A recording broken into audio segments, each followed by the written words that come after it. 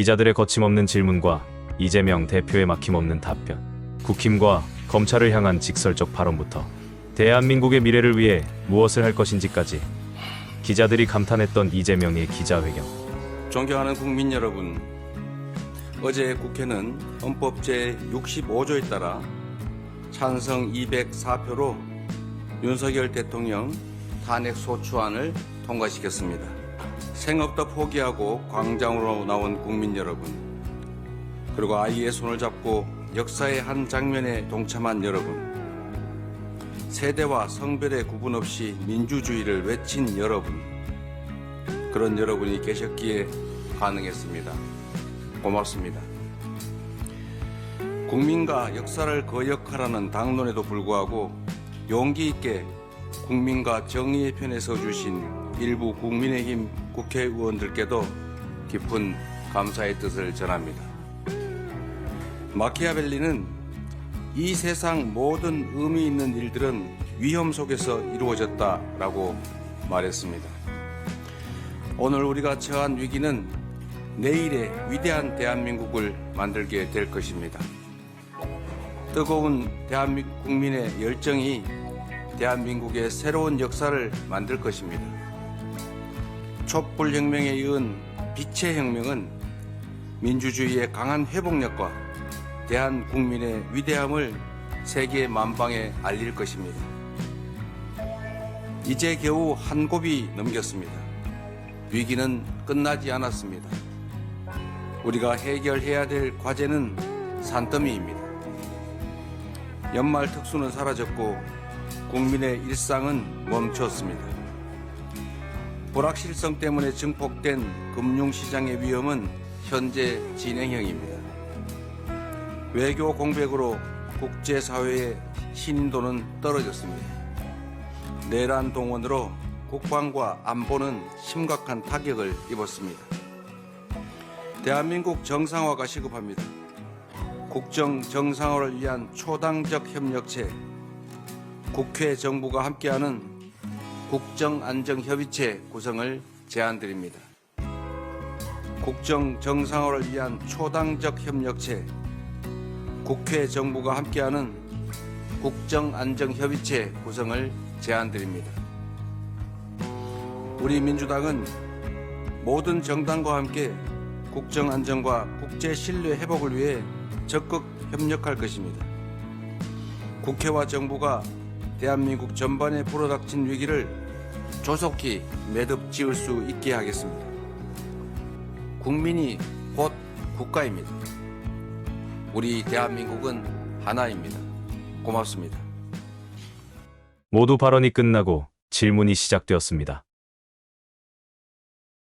예, 대표님, SBS 김상민이라고 합니다. 오늘 국정안정협의체를 제안하시고 또 혼란을 일당으로서 수습하겠다고 한 대표님의 제안이 이제는 한덕수 권한대행에 대한 파면 탄핵 소추를 비중 있게 검토하지 않겠다, 이런 의지로 읽어도 되는 것인지 여쭙고 싶고요. 그래서 향후에 한덕수 권한대행이 거부권 행사라든가 그런 권한 행사를 보고 판단을 하시겠다는 건지, 일각에서는 이런 불확실성이 또 국정 불안의 요인으로 작용하는 게 아니냐, 이런 걱정도 있기 때문에 대표님의 말씀을 듣고 싶습니다. 네.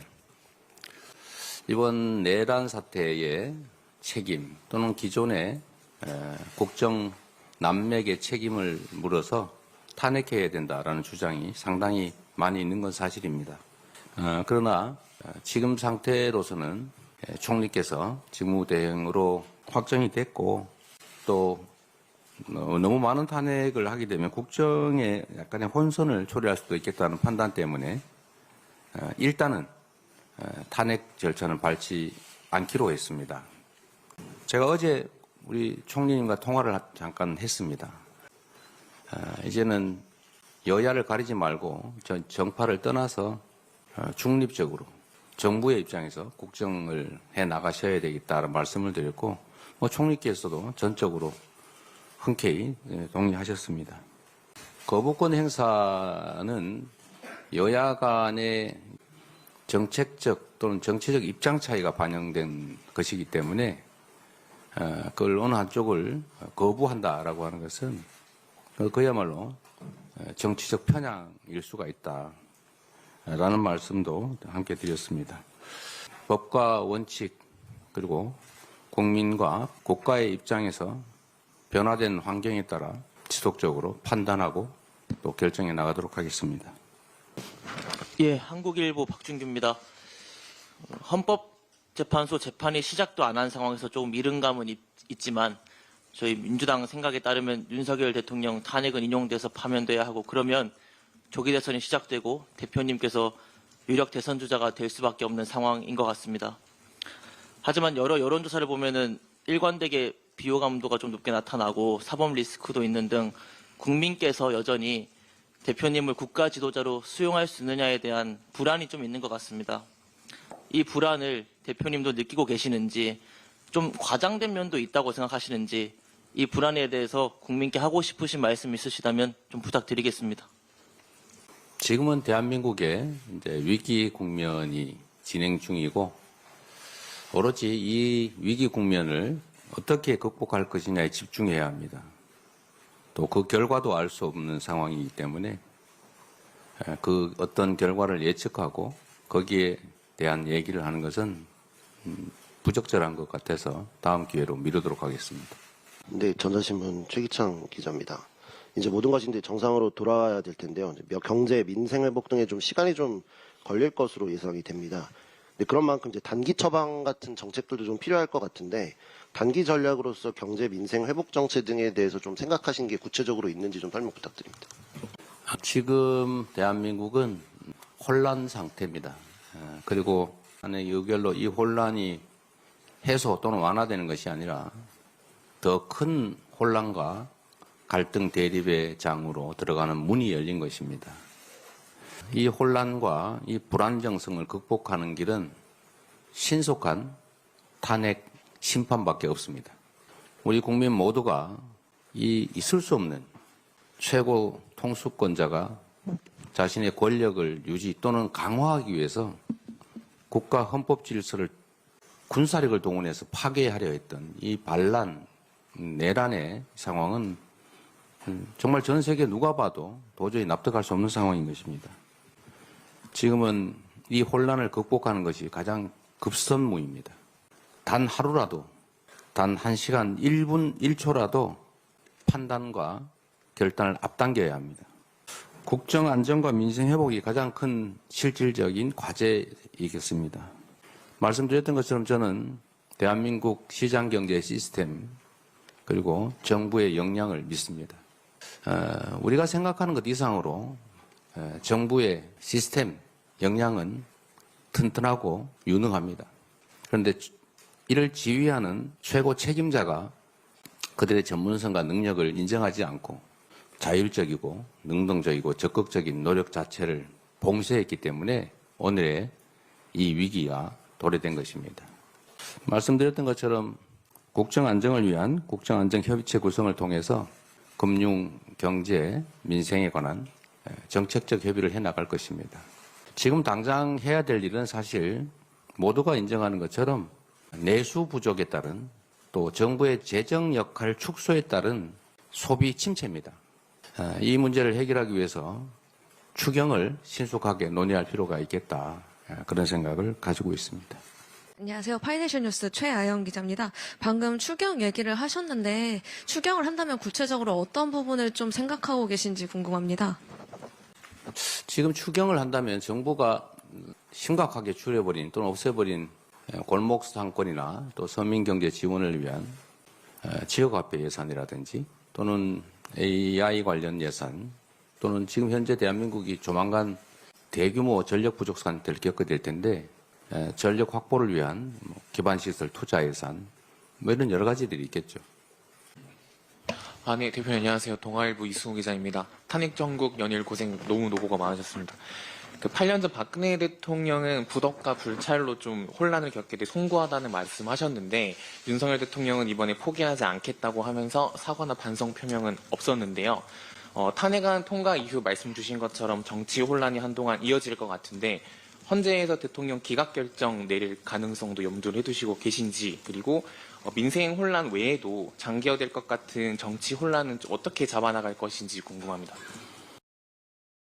우선 제가 잠깐 잊어버렸는데 이번 내란 극복 과정에서 우리 언론인 여러분들께서 현장에서 신속한 보도, 정확한 보도, 그리고 물리적 저지 활동까지 함께해 주신 점에 대해서 진심으로 감사드립니다. 지난 5.18 80년 5월 광주와 이번 빛의 혁명 과정을 비교하면 여러 가지가 있지만 그중에 가장 큰 차이는 신속하게 정보가 우리 국민들께 전달됐다는 사실이고 그 안에 우리 언론인 여러분들의 큰 노력이 있었다 이 말씀 드리면서 깊은 감사의 뜻을 표합니다.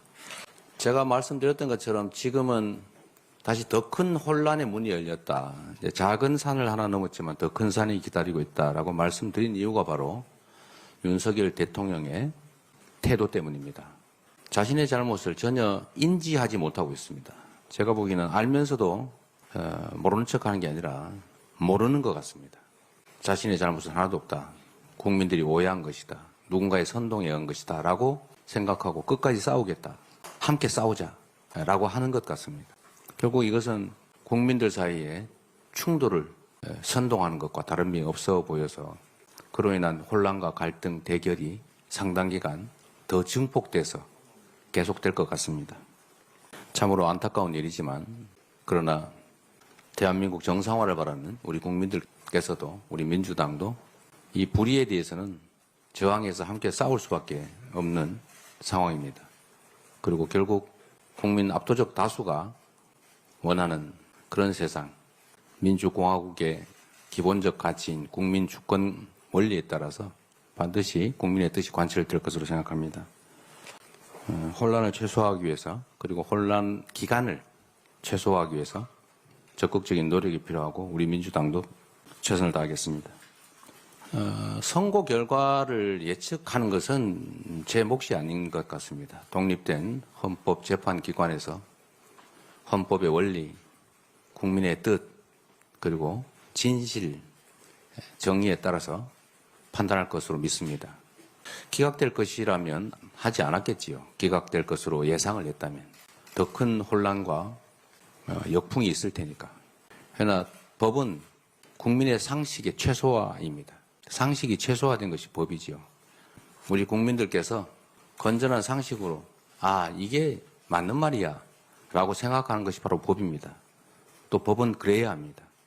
법은 전문적이고 보통 사람이 알 수 없는 것이 아니라 보통 사람이 생각하는 상식이 바로 법이고 그 법을 구현하는 것이 헌법재판소 또는 법원의 역할이기 때문에 국민의 상식에 부합하는 결과가 나올 수밖에 없다라고 생각합니다.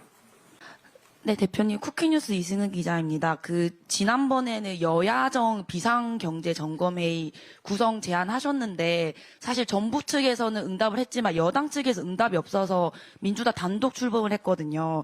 근데 이번에 국정안정협의체는 그러면 민주당이랑 정부 측만 먼저 할 것인지 아니면 여당이 들어올 수 있도록 최대한 설득할 것인지 어떻게 좀 하실지 구상이 궁금합니다. 국민의힘의 입장은 변화될 것으로 생각합니다. 실제 그래야 됩니다. 이전에는 자기 소속 대통령을 보호하기 위해서 그런 정무적 판단을 했다면 이제는 그냥 국회 구성원 제2당으로서 국정안정 민생회복이라고 하는 큰 공통의 목표에 협조하지 않을 이유가 없다고 생각합니다. 만약에 이를 협조하지 않는다면 정당으로서 존재 이유가 없는 것이죠. 참여할 것으로 예상합니다. 그리고 국정을 점검하는 정도를 넘어서서 이제 안정을 위한 실질적 대책을 논의해야 합니다. 중민주권 국가인 대한민국에서 국민이 직접 선출한, 직접 위임한 권력기관은 이제 국회밖에 없습니다. 대통령 행정수반은 정지됐기 때문에 이제 국회가 국민에게 위임한 그 책임을 실질적으로 다해야 될 때가 됐고 당연히 국회가 전면에서 대한민국의 국정도 조정해 나가야 될 상황이기 때문에 국민의힘의 적극적인 참여를 다시 한번 요청드립니다. 작은 이익을 따지다가 큰 역사의 물결에 휩쓸려 가는 일이 없기를 바랍니다. 네, 대표님, 저 MBN 표선우 기자입니다. 그 김건희 여사 특검 등 대통령이나 그 가족을 겨냥한 특검 민주당에서 추진을 해왔는데 대통령 탄핵이 가결된 상황에서도 이런 특검들이 차질 없이 진행돼야 된다고 보시는지 궁금하고요. 한덕수 권한대행의 탄핵에 대해서 일단은 멈추겠다고 말씀을 하셨는데 이게 거부권을 행사하더라도 탄핵을 안 하겠다고 말씀을 하신 건지가 좀 궁금합니다. 직무대행은 교과서적으로 보면 현상 유지 관리가 주 업무이고 현상을 변경하거나 새로운 질서를 형성하는 것은 허용되지 않는 게 원칙입니다. 대행의 한계를 벗어나지 않을 것으로 생각합니다. 특검 부분은 원리 원칙, 법과 상식에 따라서 당연한 것은 당연하게 이루어져야 되지 않을까 생각합니다. 일부에서 이제 뭐 대통령 탄핵 의결이 됐고 실질적으로 곧 파면될 것이 거의 확실한데 뭐 주변을 수사하는 것까지 그렇게 계속할 필요가 있겠느냐라는 의견도 있어 보입니다. 있는 것 같습니다. 그러나 그건 매우 정무적인 결단의 영역의 일이고 지금 대통령이 나는 아무 잘못이 없다. 강력하게 맞서 싸우겠다. 이러고 있는 상태라서 아무것도 변한 건 없습니다. 그냥 법과 원칙, 상식과 절차에 따라서 계속 진행되지 않을까 예상됩니다. 대표님 안녕하세요. 주간지 시사인의 전혜영 기자입니다. 아까 부적절하다고 하셨지만 지금 굉장히 불확실성이 높은 상황에서 많은 국민들도 궁금해하시기 때문에 기록으로 남기기 위해서라도 질문 드립니다. 대표님 선거법 1심에서 피선거권 박탈형을 선고받으셨는데 다음 대선 전에 2심에서도 피선거권 박탈형을 선고받으시면 그래도 다음 대선에 출마하실 건지, 이 경우에 대통령 된 이후에도 그 대통령에 대한 재판이 진행되냐 마냐에 대한 논란이 있지 않습니까? 그거에 대해서 좀 어떻게 생각하시는지 꼭 말씀해 주시고 싶습니다. 이 재판 기소 자체가 매우 정치적이고 또 상식에 부합하지 않는다는 것을 많은 분들이 동의하십니다. 여러분도 그 내용을 한번 자세히 살펴보시길 바라고, 대한민국 사법부는 또 우리 헌법은 무죄 추정의 원칙이라고 하는 아주 확실한 원리를 채택하고 있습니다. 법과 상식에 따라서 합리적 결론이 이루어질 것이고 그 법과 원칙에 따른 정치 일정도 진행이 되겠죠. 저 역시도 그 절차 과정을 충실하게 이행할 것입니다. 네, 뉴스핌 윤채영 기자입니다. 그 22대 국회 들어서 민주당이 검찰개혁 관련해서 계속 추진해 왔는데 이제 당론 발의나 추후 입법 계획에 대해서도 좀 한 말씀 부탁드립니다. 검찰 개혁에 대해서요? 지금은 말씀드린 것처럼 모두가 힘을 합쳐서 이 혼란을 극복하고 민생을 회복하는데 주력해야 될 때입니다. 그런 제도적 개혁의 문제는 이 혼란이 정리되고 난 다음에 논의해도 충분할 것 같습니다. 예. 대표님, 서울신문 강윤혁 기자입니다. 지금 국가 지도자가 위기 상황에 있다 보니까 모두가 대표님의 말씀에 귀를 기울이고 있는 것 같습니다. 대표님께서 지난번에 하셨던 죽이는 정치가 아니라 살리는 정치를 하겠다라는 말씀을 다들 기억하고 있는데요. 지금 시국이 비상하다 보니까 우리 안보를 담당했던 군 지휘부가 모두 내란 혐의로 수사를 받고 있고 또 그 수사에 여러 기관들이 나서고 있는데 제대로 된 교통 정리가 안 되고 있습니다. 언급하신 수사기관은 공조수사본부와 특검뿐인데요. 검찰에서 수사를 진행하고 있고 또 공수처에서 2차례 사건 이첩을 요구했으나 이 모든 걸 거부하고 있습니다. 이 상황에 대한 대표님의 말씀을 듣고 싶고요. 두 번째로는 그 뒤에 우리가 내란 극복과 국정 안정을 국민과 함께 한다 했을 때 그 송미령 장관과 그 상대당의 원내대표가 언급했던 법권 대상 법안 중에서 민생 법안은 농업사법밖에 없다고 생각을 하거든요. 그 농업사법에 대한 대표님 말씀도 듣고 싶습니다. 네, 이 거부권 문제는 아까 말씀드린 걸로 대체하도록 하겠습니다. 지금 군 지휘부 얘기는 장관 다시 임명해야 되는 거 아니냐 이런 말씀이신가요? 아니요, 그 사건 관련해서 내란이나 군형법상 조항을 살펴보면 너무 엄중한 형이다 보니까 부하내동하거나 단순 가담한 경우도 많기 때문에 그분들에 대한 이야기였습니다. 네, 군 지휘체제 또는 정부의 장관이나 주요 공직자의 고리 상태 때문에 대한민국 국가 시스템에 문제가 생기지 않느냐, 빨리 보완해야 하지 않느냐는 의견들이 있는 것 같습니다. 저희도 그 부분에서 많은 고민을 하고 있습니다. 그러나 가장 중요한 것은 신속하게 헌정 질서를 회복하는 것입니다. 임시조치로 이런 구조적 문제를 해결하기는 어렵겠죠. 다만 대한민국에는 유고 또는 고리시의 대행체제라고 하는 게 아주 확고하게 잘 갖춰져 있습니다. 충분히 감당할 만한 인적 역량을 갖추고 있고 시스템도 있기 때문에 일부 공직자들의 고리 상태, 유고 상태에 대해서는 너무 걱정하지 않아도 될 것이라는 말씀드립니다. 제가 한번 말씀드린 바가 있는데 이 항명이냐 배신이냐 이 논란들이 있습니다. 예를 들면 어제 탄핵 의결에 찬성한 국민의힘 국회의원들은 배신자인가? 저는 국민의힘이 국민과 국가에 반역했다고 생각합니다.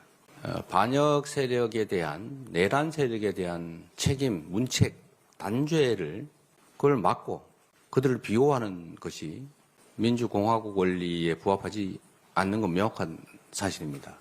국가와 국민에게 충성해야 될 공직자, 국회의원들이 국민과 국가를 배반하고 또는 반역하고 당의 이익과 개인의 이익에 집착하는 것은 그것이 바로 배신이고 반역인 것이죠.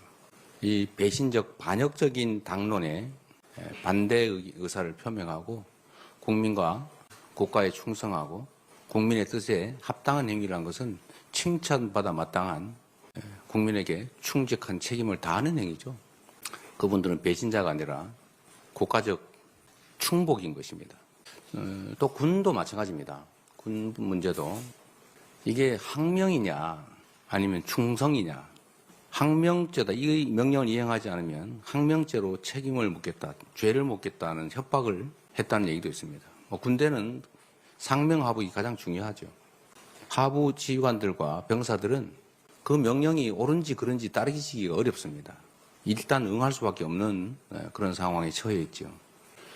그런데 그 명령이 반란 세력의, 내란 세력의 불법적인 잘못된 명령이라는 걸 인지했다면 군대 구성원을 넘어서 대한민국 국민을 위한 공복으로서, 국민을 위한 공무원으로서 그 책임을 우선해야 되는 것입니다.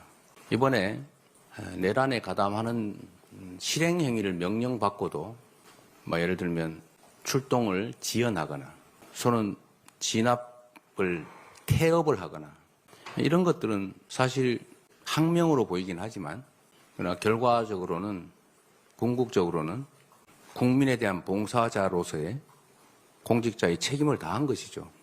어쩔 수 없이 명령에 따라 출동을 했지만 그 명령을 제대로 이행했더라면 사실 오늘의 이 대한민국은 존재하지 않을 것입니다. 여러분과의 기자회견도 있을 수가 없었겠죠. 그들은 항명을 한, 그러나 국가에 충성한 그들에 대해서는 벌이 아니라 상이 주어져야 됩니다. 정확하게 진상을 규명하고 그에 따라서 실질적 책임이 있는 고위직 지휘관들을 빼고 그들에게 적극 가담한 것이 아닌 대부분의 하급 지휘관, 병사들에 대해서는 책임을 물을 것이 아니라 기여 정도에 따라 포상을 해야 될 것이라고 생각합니다. 네, 저 YTN의 정인용이라고 하는데요. 대표님 아까 방금 질문이랑 조금 답이 없으셔가지고 그 특검 관련해서 지금 특검을 추진하고 있는데 사실은 검찰이랑 공수처랑 경찰에서 수사를 좀 신속하게 진행을 하고 있어서 특검이 구성되고 다시 또 그 수사를 이첩받아가지고 진행하는 것보다는 현재 있는 수사가 좀 더 속도감 있게 진행될 수도 있을 것 같은데 특검은 계속 추진하는 건지 여쭙습니다.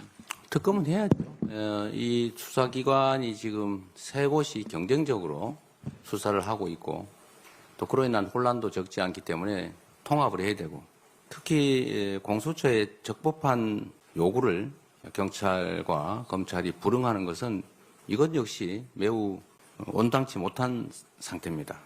법대로 해야죠. 응하여야 한다고 돼 있지 않습니까? 근데 불응하고 있죠. 나라의 기강이 무너진 것입니다. 있을 수 없는 일이죠.